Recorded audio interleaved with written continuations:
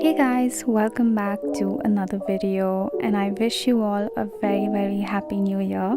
So this is my first video of the year, and I thought for this video I would review all the products, all the viral products that I myself was influenced to buy, the things that worked for me, the things that didn't work for me, how these products perform in comparison to the products that I already love and adore. So I hope you guys find this video helpful.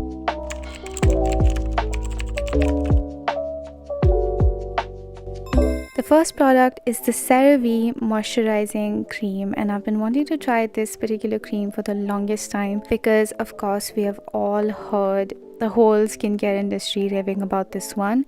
This is packed with ceramides, hyaluronic acid. It's generally a very basic, gentle, no nonsense moisturizer, and so that really attracted me because I use tretinoin, and I feel like I always go for a moisturizer or a cream which has the most basic ingredients, because that is exactly what works really well with any sort of retinol, because you don't need anything extra with it. So this was really attractive for me. It's fragrance free and it's marketed for dry or very dry skin. Now the thing is, weirdly, I found that the texture of this particular moisturizer was creamy, yet it absorbed into my skin almost immediately. Like, it was almost sunk into my pores within 2-3 seconds. It was completely mattified. I couldn't even tell that I had moisturized my skin. It was so matte. So I wasn't necessarily expecting that kind of absorption, but I think maybe that is why a lot of people with acne enjoy this particular moisturizer, because even though it is moisturizing, it doesn't feel heavy or tacky on the skin. It just feels like you haven't applied anything, which might be good for people who need that kind of mattification, but is that even a word? The cream that I am using for now in this winter is of course the one that I mentioned previously, the Bioderma Atoderm Crème Ultra. The Bioderma one is definitely way thicker, way more moisturizing, and I think that is a moisturizer that is meant for really dry skin. Like, truly, if you have dry skin, you gotta go for the Bioderma one.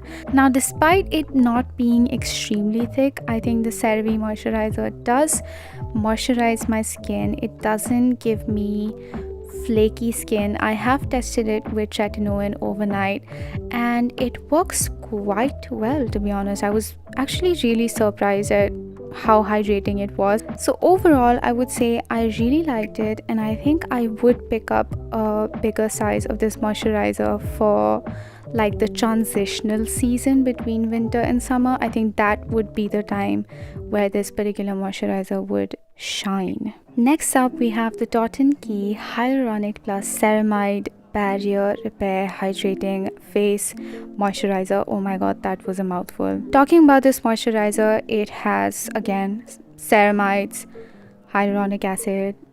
It's the same deal, guys. Nowadays it's just the same. I don't even know, I'm not a chemist, so I'm not gonna lay out the whole ingredient list for all of you, because I think that is something that only somebody who's well acquainted with chemistry can actually visualize. I personally can't. So this one is a creamy texture. It is definitely more lightweight in comparison to the Bioderma Atoderm cream. It does give you that plump, dewy, glowy finish. However, here's the deal with this particular moisturizer. Before the Bioderma moisturizer, I was using the Dot & Key one for almost 1.5 years, but I started noticing that this moisturizer was probably breaking me out. Like, initially it didn't, but over the past 6 months I started to notice tiny bumps all over my skin. I felt like my pores were getting clogged because of this moisturizer, and as soon as I stopped using this one, my skin immediately started to calm down. So overall, I would not necessarily recommend this moisturizer because I feel like it doesn't work in the long run, and I don't think you should be using something that might eventually break you out. Next up, we have the WishCare Niacinamide Oil Balance Sunscreen with SPF 50. I think we all remember the hype when it comes to this particular sunscreen. We all were influenced, we all bought it. I have it too because I couldn't control myself. I was like, that looks like the most beautiful thing I've ever seen. It has a milky consistency, it immediately absorbs into your skin. So this particular sunscreen is targeted towards oily skin, and I think during summers we all need something like this, which is lightweight, which doesn't feel heavy on my skin, which doesn't clog your pores, just doesn't feel like anything, but at the same time this one does give you a very glowy finish, which I really love about it. Comparing it with two other sunscreens, the first one being the Derma sunscreen Aqua gel. This one is definitely way more hydrating in comparison to the WishCare Niacinamide one, because I feel like because it has hyaluronic acid, it works really well for winter, and this is the one that I'm reaching out for a lot more in this season. And next, comparing it to the viral Aqualogica Radiance plus Dewy sunscreen, this one is definitely closer to the WishCare sunscreen in terms of the formulation, because both of them have niacinamide. Both of them are targeted towards oily skin, but I feel like I would still recommend the WishCare one for anybody who has really oily skin, and maybe I would recommend the Aqualogica one for the people who have combination to normal skin. So overall, I would 100% recommend the WishCare sunscreen to all of you, and I think I would also love to try the vitamin C one. I think that's the next one that I'm definitely gonna be trying. Next up, we have the Dot & Key Strawberry Cleansing Balm. I mean, how could I possibly resist the urge to buy a strawberry cleansing balm, guys? It's just not possible. Anything with berries and in a cleansing balm form,